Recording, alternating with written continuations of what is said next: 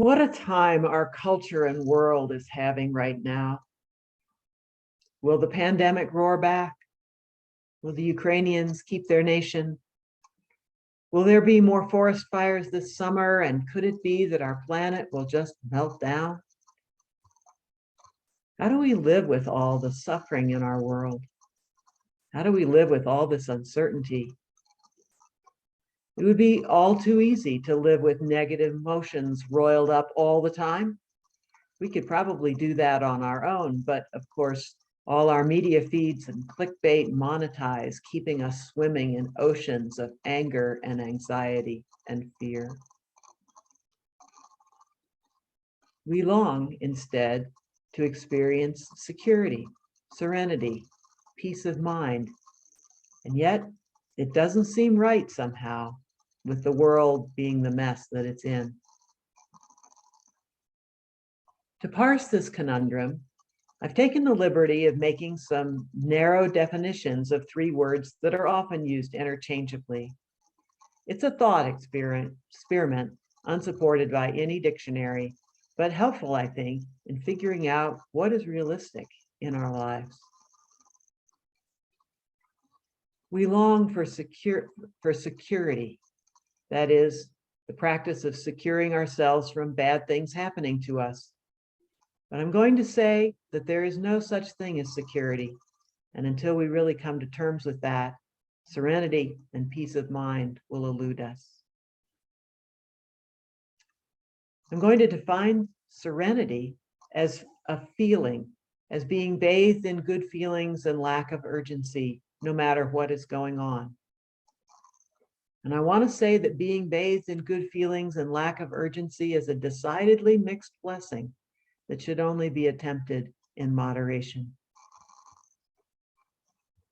And I'm going to define peace of mind as the path that wanders realistically between good feelings, appropriate actions, caring for others, accepting oneself, and putting prudent energy into safety and security.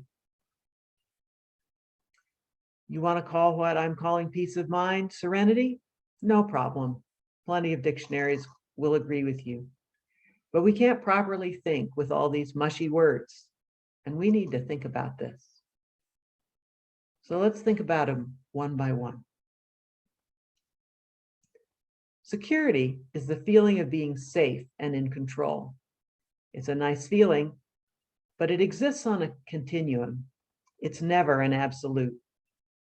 You can feel a little bit safe and in control, or you can feel very safe and in control. But if you feel absolutely safe and in control, you have not been paying attention. We mostly do know this in some rational part of our brains, and there's no point in agonizing about it, so we don't. But if we stuff this absolutely true statement too far down in our thinking, we will miss the zest that's added to life when we remember that this astounding gift will someday expire.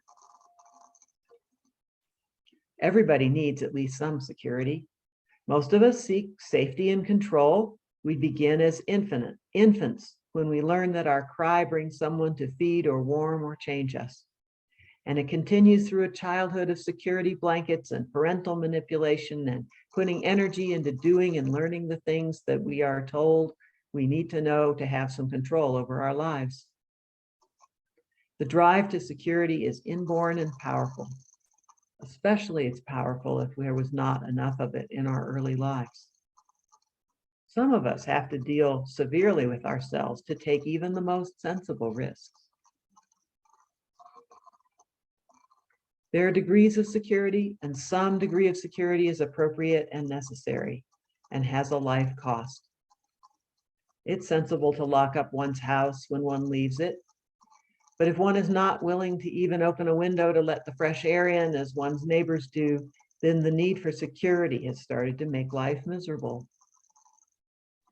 Parents want to keep their children safe, but if they're so nervous about the safety of their children that they won't let them walk to school with the other children or ever be out of sight in a public place, how will children grow up and develop independence?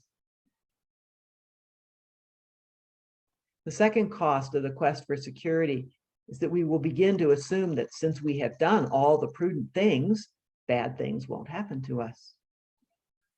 And when they do, then we will not only have to deal with the aftermath of the fire or the firing or the illness or the divorce, but we will also feel angry with ourselves for not being good enough to prevent this bad thing from happening, or we will be angry at others for disturbing the security that we felt we had earned. We therefore suffer twice the agony of being out of control, the natural consequences, whatever they were, and the agony of beating ourselves up for not avoiding this misfortune. For all the truth there could be in our recriminations, the larger truth is simply that fires do happen. People get sick, leave jobs, relationships break up, and security is an illusion. When we remember that, we suffer less.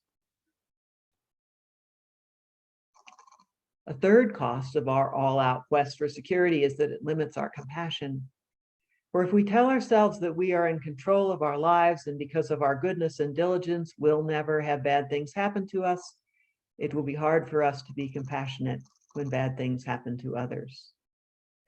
In order to keep our worldview and our sense of security, we will have to find a way to blame the victims for their misfortune. We find ourselves asking questions that sound suspiciously to our friends like, "And what did you do to deserve this?" And saying things about unfortunates in society that sound like, "You made this bed, now lie in it." But the control that those attitudes presuppose is an illusion. Sooner or later, most people discover for themselves the need for compassion. Security, at best, comes on a sliding scale that never hits the jackpot. The quest for inappropriate amounts of security in our lives hurts us and hurts others. We live best if we learn to live with the knowledge that we are not in control.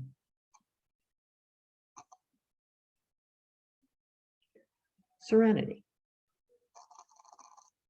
To be calm, unruffled, unconflicted, peaceful. It does sound wonderful. Countless books have been written, lectures lectured, and sermons preached on how to attain this elusive state. Unitarian minister of the 1950s, A. Powell Davies, wrote of receiving a flyer. This was so long ago that he called it a multigraph, promising serenity. For $1 a year, he said. It seemed like a bargain. In case I did not have $1, the agency would promptly send me a little cardboard bank in which I could save up $1, a dime at a time. Perhaps it was the thoughtfulness of this arrangement that predisposed me to read the entire communication. At any rate, I read it, and this is what I found: that I can know exactly what to do in every situation, how to do it perfectly, for the God in the midst of me will be my intelligence. That is to say, he will, if I send this institution $1. Davies goes on to say that he cites this example to show that our quest for serenity is often made in the face of ridiculous presumptions, like that serenity is always a good thing, for instance, or that its attainment should be easy. Both of these are incorrect. Serenity, that utter peacefulness of the undisturbable, unconflicted soul, is, according to Davies, not a good thing at all. He equates serenity with quietism, with an unwillingness to be distressed, even by things that should distress us. He does not believe that quietism is compatible with the human life. Conflict, after all, is how we learn and grow and improve the world. If we're unwilling to feel badly about what's going on around us, we will not do anything about it.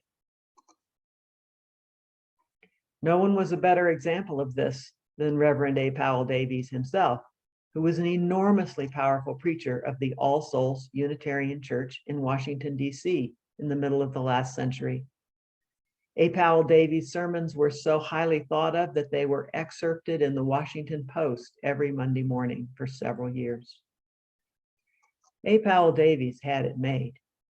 He could rest on his laurels and cultivate peacefulness and serenity, but what did he do instead?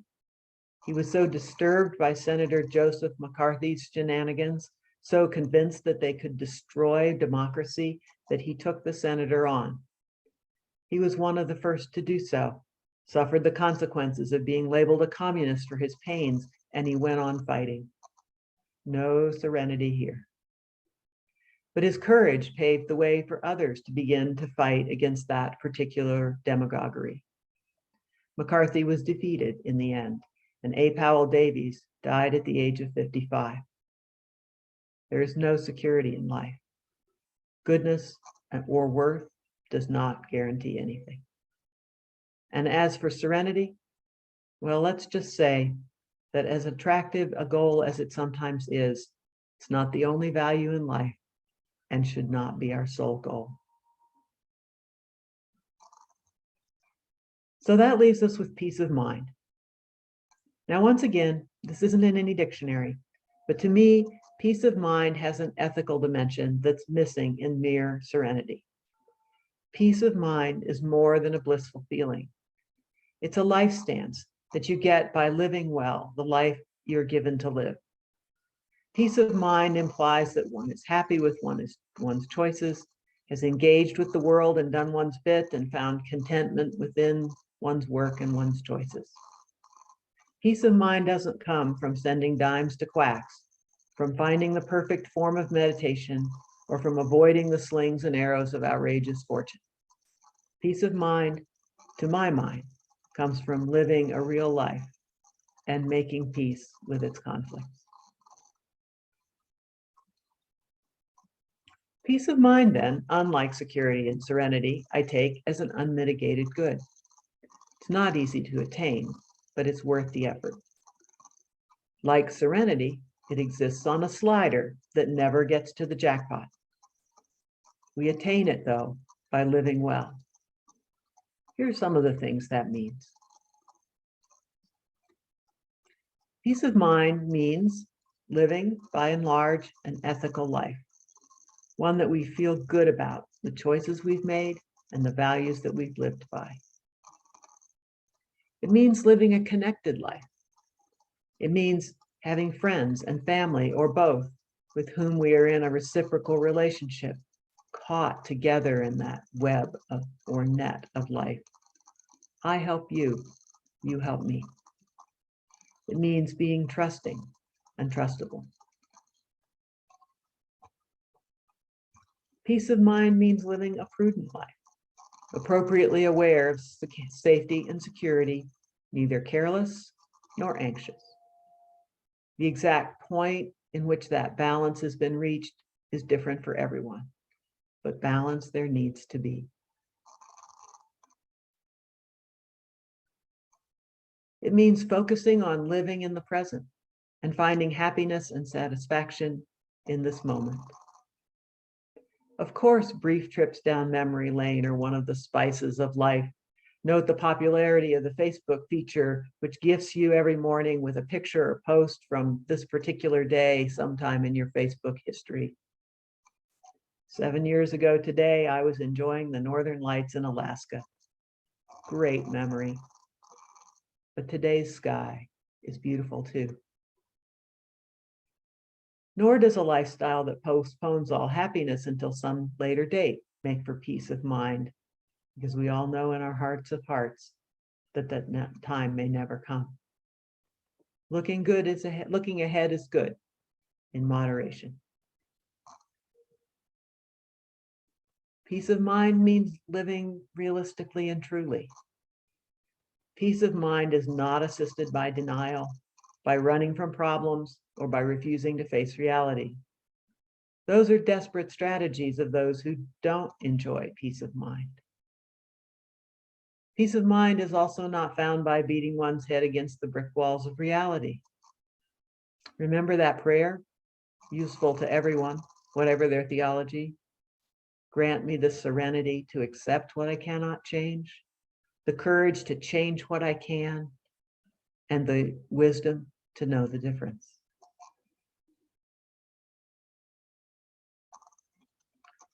Finally, I would say that peace of mind is assisted by practices, what some would call spiritual practices, but they can be very of this world. My father had a friend who took on woodworking projects that mostly involved patient hand sanding. He said that that was how he relaxed. Many a walker in our world is walking not only to balance calories in and calories out, but to balance their emotional world. Prayer is not always asking for stuff. For many, it is seeking peace of mind. And meditation is not always peaceful, but its fruit is a balanced, present life. I hope you have some kind of peace of mind practice and that you, well, practice it. And since the bus does wait around every corner, almost all of us will experience times of great anxiety and suffering. As a labor and delivery nurse once said to me, well, I can teach Lamaze methods to a woman in labor, but really it works best if she's had a little practice beforehand. We need a practice to fall back on. Here's a quick one for you, based on that first hymn we sang.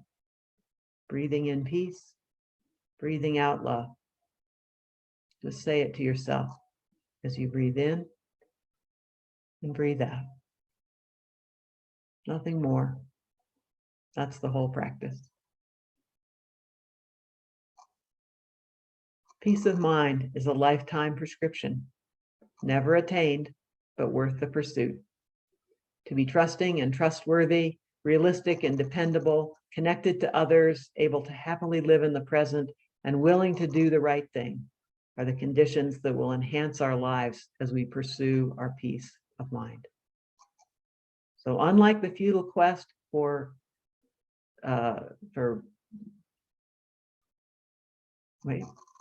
security, thank you, or the questionable quest for serenity, I can recommend to you wholeheartedly that you pursue peace of mind. You'll be better for it. So because of that, net will we all.